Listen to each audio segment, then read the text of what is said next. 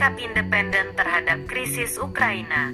Hal itu diungkapkan juru bicara Kementerian Luar Negeri China, Zhao Lijian, selama konferensi pers pada hari Jumat, tanggal 18 Maret tahun 2022. Pernyataan itu muncul sebagai tanggapan atas ancaman yang dibuat oleh Menteri Luar Negeri Amerika Serikat, AS, Antony Blinken, yang pada hari Kamis memperingatkan China bahwa Washington akan memberikan harga jika Beijing memilih untuk mendukung Moskow. Pada masalah Ukraina, China selalu bertindak secara objektif dan tidak memihak serta membuat penilaian independen berdasarkan.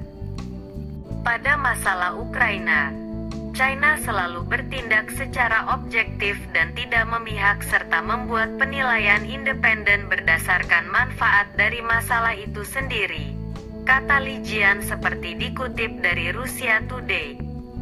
Diplomat China itu juga menekankan bahwa tekanan dari Washington tidak akan membuat Beijing mengubah pendiriannya. Dia menambahkan bahwa beberapa pejabat AS masih berusaha menyebarkan disinformasi mengenai posisi China, sesuatu yang digambarkan Lijian sebagai tidak bertanggung jawab dan tidak kondusif untuk penyelesaian krisis. Dalam pandangan China, kata Lijian, AS harus secara serius merenungkan perannya dalam krisis Ukraina, serta dengan sungguh-sungguh memikul tanggung jawab yang semestinya. Lijian juga meminta Washington untuk mengambil tindakan praktis untuk meredakan situasi dan menyelesaikan masalah, daripada terus menambah bensin ke api. Pada hari Jumat, Presiden AS Joe Biden dan koleganya dari China Xi Jinping akan mengadakan pembicaraan melalui telepon dengan agenda utama krisis Ukraina. Biden diperkirakan akan mengulangi peringatan yang dibuat sebelumnya oleh Blinken mengenai kemungkinan tindakan yang mungkin diambil jika China mendukung agresi Rusia. Pada hari Kamis, juru bicara Kementerian Perdagangan China, Gao Feng, menjelaskan bahwa China menentang segala bentuk sanksi sepihak yang tidak memiliki dasar dalam hukum internasional. Menurut pejabat China tersebut, tindakan hukuman semacam itu tidak hanya gagal menyelesaikan masalah keamanan, tetapi juga membahayakan kehidupan orang-orang biasa, mengganggu pasar global, dan membuat ekonomi dunia yang sudah melambat menjadi lebih buruk.